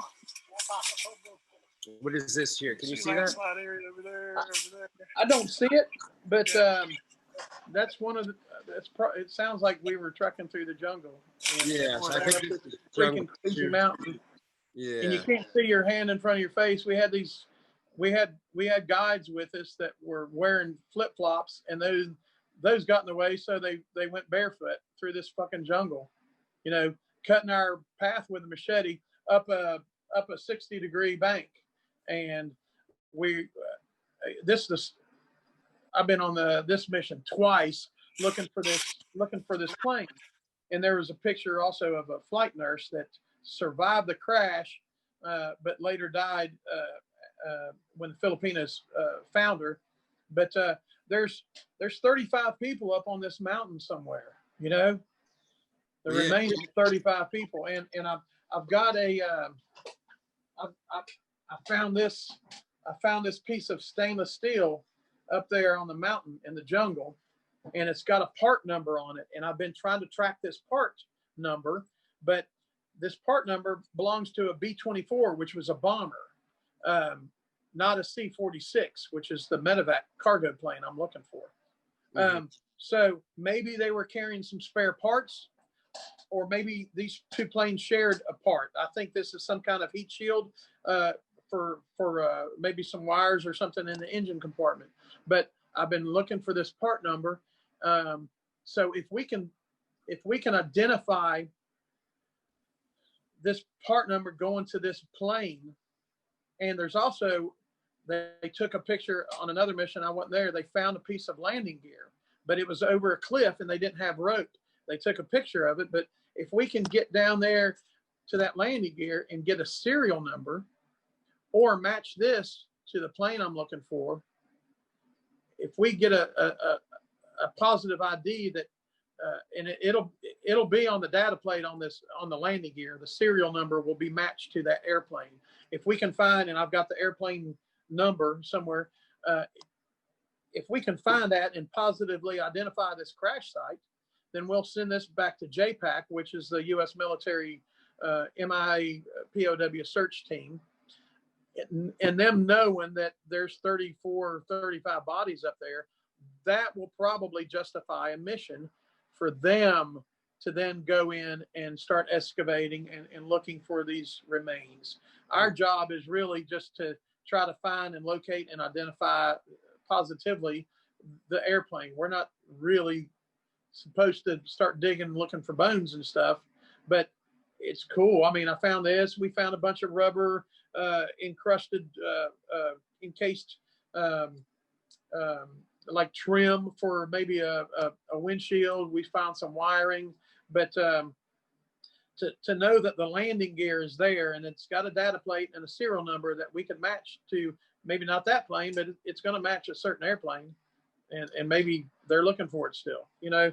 So this stuff fascinates me. I mean, this is freaking 75 years old. It's history. And I'm trying to find out where this damn thing goes, you know, so I can try to identify that little piece of metal right there has a number on it. Yeah, it does. That's wild. So does every little piece pretty much have a serial number of some kind? Well, it's got a part number. Yeah. And I can barely read it. It's 32W2007, and then -42. And like I said, I can't find that part number in the C-46 airplane parts list, but I found it in a B-24 bomber. So, and I know we researched all the planes that went down in that area, and there's not a B-24 listed. There's a C-46 we're looking for and a C-47, which they found and identified and found bodies back in '89. So, and we think those two planes collided because they disappeared about the same time on the same day, and they're about a mile and a half apart. So we think they collided, but we're looking for the C-46. It really is like a treasure because you've It- got to solve clues. You know what I mean? You got to research. I mean, it's crazy. I Yeah, bet. and to try to find this in Yeah, that freaking jungle yeah, is, that's amazing. Well, and like to know there's a whole freaking airplane up there, dude, and Yeah. and literally there were places where you can't see 3 feet in front of you just because the jungle was so thick, well, you yeah, know. let me And it's, pull one of those videos up again right now. I don't know if you'll be able to see it now, but yeah, let me just play it here. yeah, Is- yeah. I mean, and there's over there. There's a freaking 100-foot cliff right there, dude. That we Got can't the see. path with this damn flip flops. That's insane, That's isn't it? how steep we are. Yeah. Now you can see the steepness of that if you can hear 70 me. Yeah. degrees. And we did that for freaking 8 hours. It Wow. ain't fun. Crazy, huh? Hey, we're about. Well, so what is like holding that little piece of metal, that heat shield or whatever it is? I mean, I guess because obviously I don't have it. I mean, what does that make you? Does it make you feel like you're holding a piece of history? Does it make you feel like you're close to solving a mystery? What I mean, what does it make? Yeah, and when I brought it back, it was still encrusted with mud, you know, and I didn't find the part number. I didn't see the part number until I cleaned it off back here at the house, Yeah. you know. But so knowing that this was, if it goes to this plane we're looking for, it was made by Curtis Aircraft Corporation in Topeka, Kansas, in probably 1942, and then on its journey found its way to the Philippines, and on its journey in the Philippines was transporting 30 wounded soldiers to rescue to a hospital, and it never made it, you know. And then it disappeared in the mountains and the jungles of the Philippines, and 70 years later I freaking found it, Yeah. you know. I mean, and now it's back in the US in West Virginia after it's gone from here over there, contributed to the war, and was rescuing people, and it was on a plane, you know, serving to the country. And now it's here, and I'm trying to freaking find out where it goes to, you know. But Amazing, isn't it? I mean, someone put this on the plane, and you can see where it was, you know, riveted to something. Someone put those someone put those rivets in there.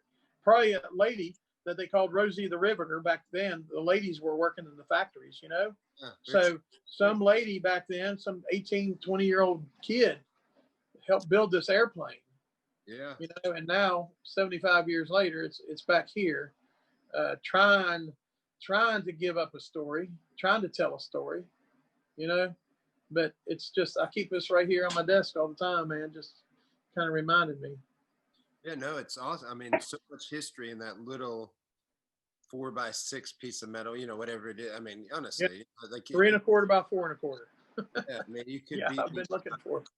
can make. I mean, honestly, it could be pretty emotional when you get down to the nitty gritty of it, which is amazing. Like, I think that's the part I don't want to gloss over, right? Because it's not just a treasure hunt that you like, you know, finding treasure. It's a fact that you're trying to solve a mystery that's going to help somebody's life. Rather, a lot of times closure is a big deal to people. I mean, it's bigger than we know. It's bigger than what we know because I'm not wired the same way. You know, somebody said, you know, hey, I found your grandpa. I'd be like, well, thank you. You know what I'm saying? I'm not wired that way. Right. However, I also know that I'm the weird one of because I know that's important. So I would still take great pride in finding that stuff and helping somebody, even though I'm not wired that way. You know, I mean, I still understand the gravity of the situation, how important it is to people, right? Like just because I don't feel the same way doesn't mean that I don't understand how important it is to other people. Sure. And it's not really taught anymore like it was when I was in school. You know, it's a shame that most kids they don't know anything about World War II or even the Vietnam War. You know, it's being forgotten history. And when you forget history, it tends to repeat itself. you Well, yeah. know, and You're, that's you're a problem. that we didn't know that they also got, but I did not know. I mean, maybe somebody told me and I didn't pay attention because I guess because they hammer home Pearl Harbor and obviously it was a big deal, and it happened here, and that's why it is a big deal. But that's equally as important, and maybe not as it depends on how you look at it, but it is important. It is very important, Yeah. So it's awesome. And honestly, and I know we don't have anything to kind of go over this, but it's another way that you and I started on this conversation was I was watching that show on History or Discovery or something about is it Yamamoto's Treasure, right? Oh yeah. Yeah. So a lot of that is in similar things as that jungle, right? Where they're trying to find clues and maps and finding all this, whatever it is. I watch the show. Again, I lay on the couch and watch lots of things that you would never watch, right? But again, I feel like all in all, even though I'm lazy, I know some stuff now. So it is important. So along those lines, I guess, because you knew all about it, is that something that people talk about or run into in the jungle, or not really, not something you really care about? The Yamamoto's Treasure, that is. Man, it's something that I remember hearing about and kind of reading about, and stuff like that fascinates me too, because again, it's part of a war history, and a lot of that there besides Yamamoto's treasure, there's also Hitler's gold trains, that there's a legend story of, because military looters or military leaders all often looted, the towns and stuff like that. And Hitler's army was notorious for that because that's one way they fed the war machine. That's one way they financed that machine to build thousands of planes and tanks and guns and ammo and all that. So yeah, they stole gold, and there's big legend of train car full loads of gold and silver being hidden in a mountain somewhere, and same with Yamamoto's treasure. Very well known fact that the Japanese raped and pillaged and looted, just like the German soldiers did, just like the Russian soldiers did, just like several, I'm sure, American soldiers did. But whole armies did over there for that war machine financing. So there's a lot of shit out there that's not been found yet. And like in Papua New Guinea, which is down in the South Pacific underneath the Philippines near Australia, there's plane wrecks being found every year out in the jungles, with skeletons still in them, and treasure being found, and just stuff that's, is legend and we hear about, and but that's treasure is out there, It's underneath the ocean. It's on the mountaintops. It's in the deserts. It's everywhere. Well, and that's what while you're talking, I looked it up because I knew like a stat, and I wanted to make sure I was right, but and it says here that 20% of Hitler's, you see exactly what it says. It's the Nazi looting, approximately 20% of the art in Europe was looted by the Nazis and has not been found. Right. Yeah. And that's paintings, that's everything, right? It's somewhere, some of it may have gotten burned up, but one of the many shows that I watch on Discovery and History, it was supposedly the spear that stabbed Jesus on the cross is because there's a lot of legend and myth behind that. Whoever owns that will rule the world. So Hitler went and owned that, and apparently they've lost that. They have a replica in Germany or somewhere like that, but apparently they don't know where the real one's at, so yeah, and there's lots of shit out there that's been forgotten, or hidden so well that those people die off and they didn't tell anybody, and it may never be found. Shit like that all over the world. That's the one thing, like when I watch the Yamamoto's Treasure stuff, like they're probably never going to find it. It's part of these shows is the lure of them, like they the stuff, but if they find it, the show's over. So it's that's the funny thing. It's like when you're watching a show. Now what do we do? Yeah, exactly. That's what I joke with my wife all the time when we watch some kind of action show, and she's like, "Oh, you think he's gonna die?" I'm like, yeah, at least if he dies, there's no show, so he's probably okay. You know, we're good. You know, but anyway, yeah, I think it's super interesting. It's cool to tie all that stuff together. I think it's awesome. You know, I mean, that's I mean, just if man, the things, those little things that you're a part of. Here's the one thing that I've always thought about in and I guess life, right? You know, everybody's looking for like, why are we here kind of deals. And a lot of guys I talk to, especially in jiu-jitsu, they want to leave a legacy, right? So that's why they make DVDs. And, you know, like our instructor, Marcelo Montiero, that was his big thing when he made the curriculum. He said, you know, this is my life's work. And the time, it was like, just because I want to leave a legacy that when I'm gone, people are going to have, they can look back at this curriculum and it's going to mean something, right? My DVD lasts forever. I won't. That's kind of what you're doing in a way, right? Is diving the shipwrecks and looking for those planes and trying to help those families. Is you're leaving a legacy and you're making a mark on history. There's not a lot of people that can say that they do. I don't know if you thought about in those terms, but I do. Like just hearing the stories, that's what I think. There's very few things that we can leave a dent on and that people remember you for. Now, if you find somebody, I think you'll be remembered for that in a weird way. You know, I mean, maybe not. Maybe they. Yeah, I can see that, and that's. I know you're not doing not it why we do things. Yeah, but I know. it's a nice thing to happen. It is a nice bonus, I guess. You know. Yeah, I don't want you to think like, when I say that, because that also makes it sound selfish, and I know it's not. I just think that.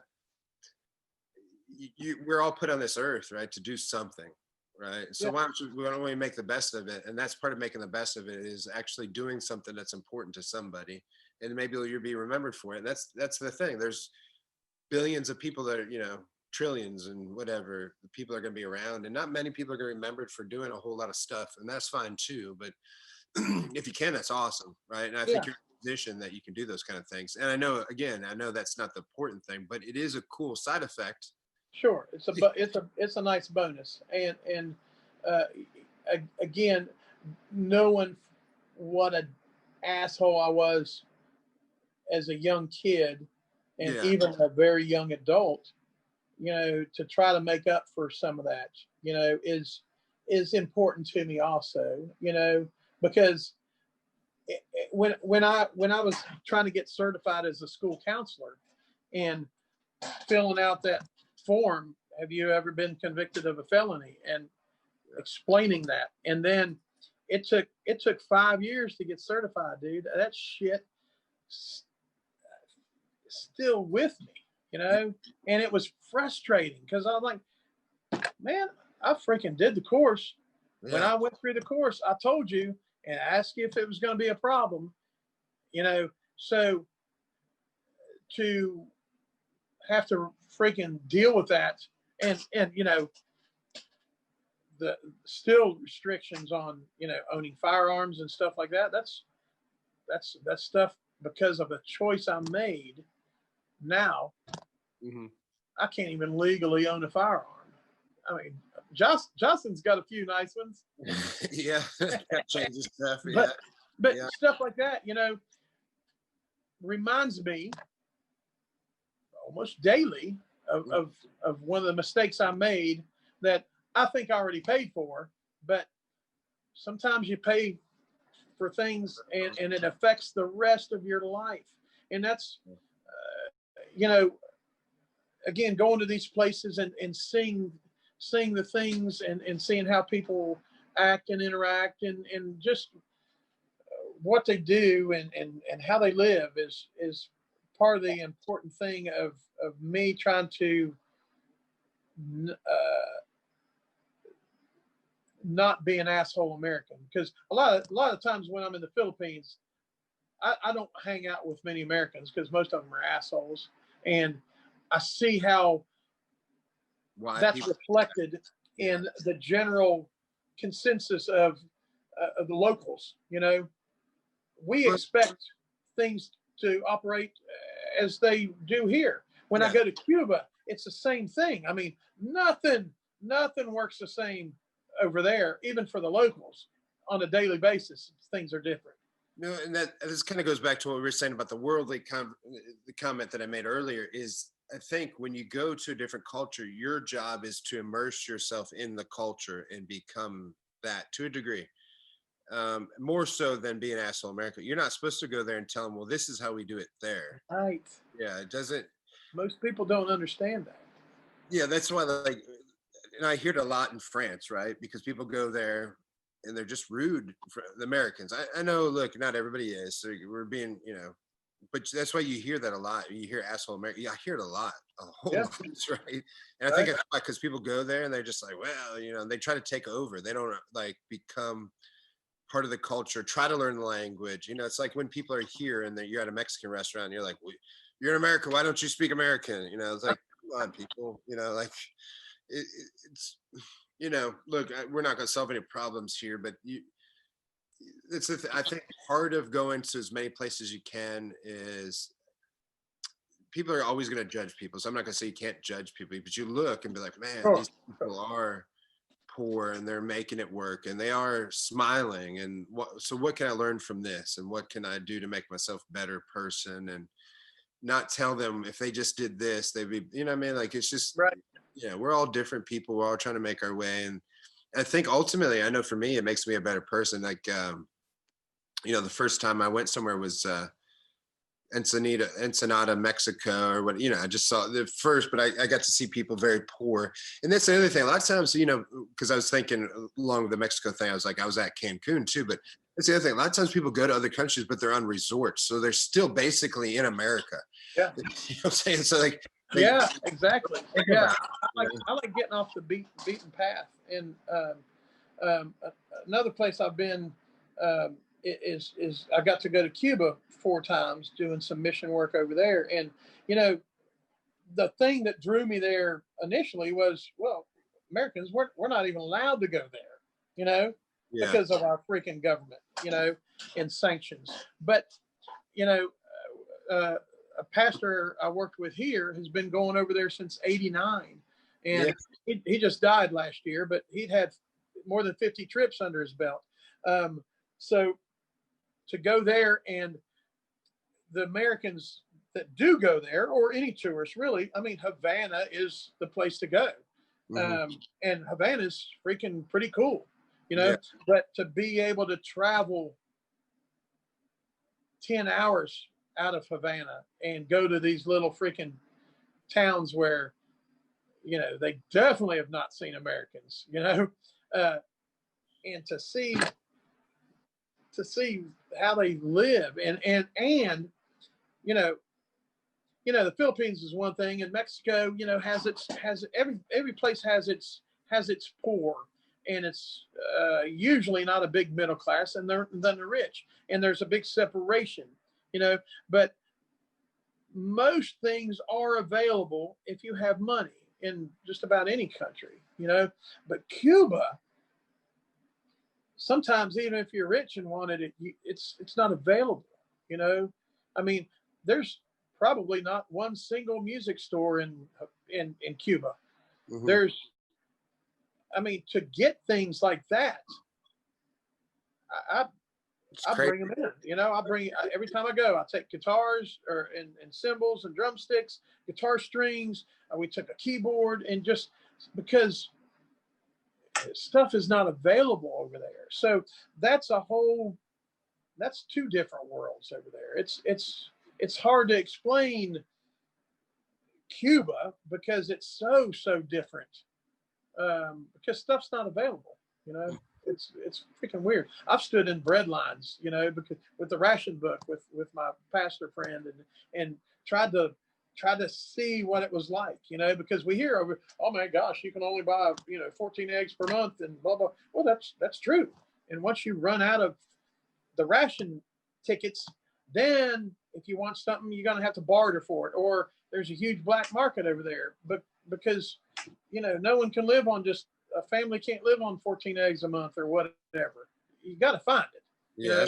Sometimes you just can't find it, dude. It's weird. Yeah. I mean, that's wild. I mean, but that goes with all the stuff you said, like, 'cause if I'm looking at some stuff that we talked about today, just like the journeys that you made, like we say, the journeys we make, but really you've been all over, you've learned a lot of stuff, made some mistakes, took some chances, right? And now, I mean, I feel like knowing you the way I know you, I feel like you're in a pretty good place, right, in your life compared to some other times, right? Yeah, I feel blessed every time. I mean, not to keep talking, but man, if I'm able to get out of my bed and walk and feed myself, Yeah. that's just freaking, it's crazy how all this shit works, you know? And and we take stuff for granted, and to be able to do that, plus on top be able to use the experiences I've had to help others or just have a cool experience or whatever. I feel it's a huge blessing. It's much, much more than I deserve. Well, it's, especially let's talk about the time that we're in right now, right? Is we just had this election where everybody's divided, and you and I are not immune to it. We've made some comments here and there, not bad. You and I are pretty much, we have a side, I'm sure, but we don't go crazy. But the point is, and I think the reason is because of this, is my point is, and that's why I said that comment earlier again about being worldly. If you go around and you see other cultures and you see other countries and see other people and you see stuff, we don't have it that bad. There's not a reason for people to be so divided right now. Right. Itch for, even if your side's losing of anything, I'm not even talking about the election. It just does. You're still got it pretty good. We're still pretty good. I mean, we could all have it better. There's things that we all want, right? Like I wish I was skinny. I'm not. Like I can complain about a lot of stuff, right? But the thing is, I think that's kind of what I want to do. I think we need to all remember how good we have it. Truthfully, these slides aren't going to change anybody's opinion on that, but maybe we can open people's eyes up a little bit, and then people say, maybe I want to experience that. I want to take some chances. Because if anything, if I look at everything that we talked about, and really the title that we're bringing is, take some chances and make some journeys. And then also the other thing, like, look, you had it pretty rough, and you could have been a sore loser, and you could have blamed everybody for your problems, for the mistakes that you made, all of us. And then that would have put you in a different spiral. But instead you're like, man, I take responsibility for that. I made mistakes. Here I am. So now what do I do? And then you've continued to grow as a person and do some stuff. And I think that's what all these things, all these little episodes that I make, that's kind of the point, is I want people like you to talk, and then people hear another story that maybe they can relate to and say, okay, like, well, he did it, maybe I can do it. That's the thing. That's all I want people to hear, stuff like that, right? And I think it's important, plus some pretty cool pictures, some pretty cool stories besides that, right? So I think it's awesome. I mean, if we're going to end this here, right? I mean, you're not a motivational speaker. We already talked about that, right? So how are we going to put a bow on this and make it nice and pretty at the end? And what do you want? Man, one thing, when I first quit my pretty good job to open my first business, people are like, what if it doesn't work? Yeah. I'm like, what if it doesn't work, dude? I mean, it's time and money, And back then, but the older I get, I can make money again. I can get money back, but I can't get time back. So to make decisions now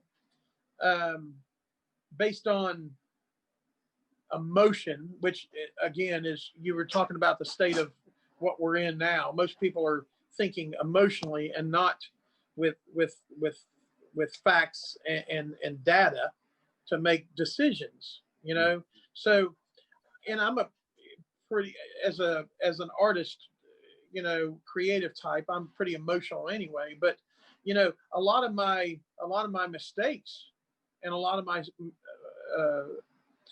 were based on emotional decisions, or not thinking, not using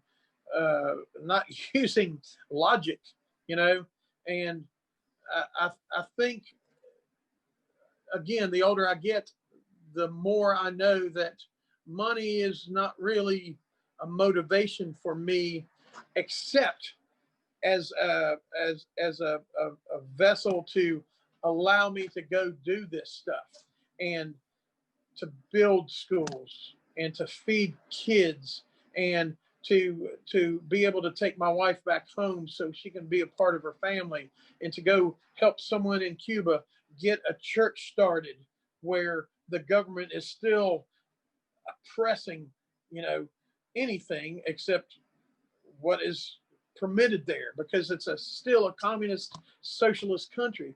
So for me to be able to use my time that's left to learn from my mistakes and to help other people kind of see a different view. There's more than Charleston, West Virginia, and Myrtle Beach. Now, for some people, that's freaking awesome. If they get joy out of that, then that's awesome. Yeah. But just like me, not sitting on the couch, I want to see what's more out there. I want to see other places and other people that I can learn from and maybe help. Yeah. And it could be down the street, or it could be, I want to go to Thailand and Vietnam too. I mean, I don't know, but I can get money back. I can't get time back. So time is very important to all of us, because I mean, I could drop dead before I hit freaking stop on this thing, So are all my good things going to make up for me being an asshole all those years ago? I hope so. And I think so, but there's more to be done, again, whether it's just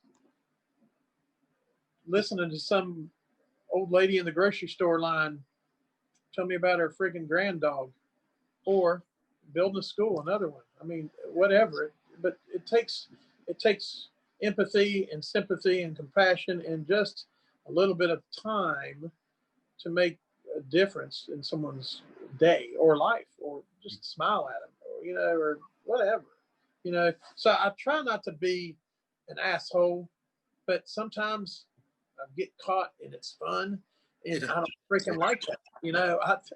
It's easy to get caught up in all this shit that's going on, and listening to what's going on and listening to the both sides, and just, it's like, man, how is that going to better my life and the people I'm in contact with? How can I use that?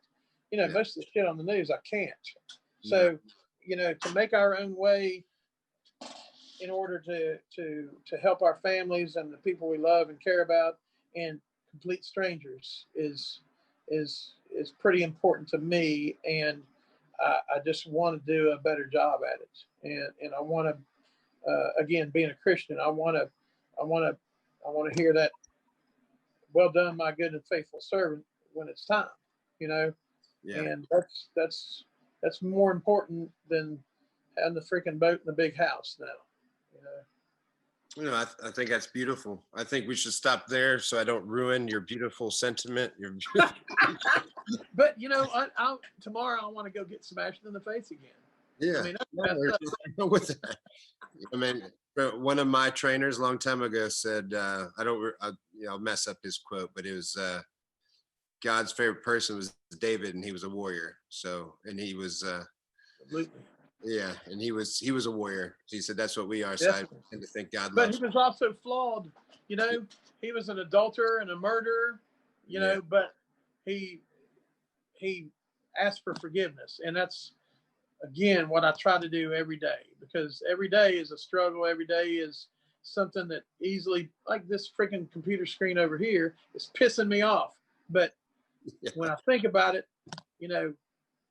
of the 7 billion people on the planet, most of them don't have a freaking computer screen. So I try to be grateful and more humble, Well, listen, man, it's like everything else.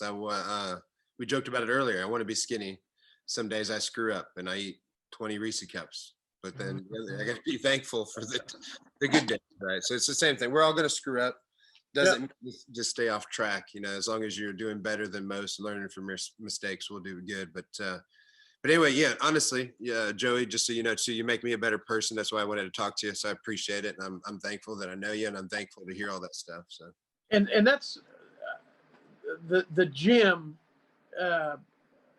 for me and for so many people is a huge blessing and part of our lives, you know, because, you know, we got people from all different walks of life in there, and they come together and get along together, and they train and they learn and they teach. Everybody in there is a student, and everybody's a teacher in some degree and on some level. And there's every walk of life imaginable in there, you know, and that's just one piece of Charleston, West Virginia, that is coming together and working and growing and becoming friends and becoming a family, you know. And it's good to see people of different backgrounds and affiliations and likes and hates and all this stuff getting together for that time and making it happen and making. I mean, you've built this gym into something that's become an important part of the community around here, but also the satellite gyms that have been affiliated with you. You've made a big difference, dude, and hundreds of people, man. I mean, you've made a lot of people better. Well, I appreciate it. Yeah, and we talked about it earlier. Hopefully that, you know, if I was my selfishness, hopefully that's my legacy is I want that small part of our lives to people forget about politics, all that stuff, and forget, you know, it doesn't matter what color you are, what you do, that the point is, if you can get together for an hour or two and none of that matters, then maybe it shouldn't matter when we're on the computer or social media.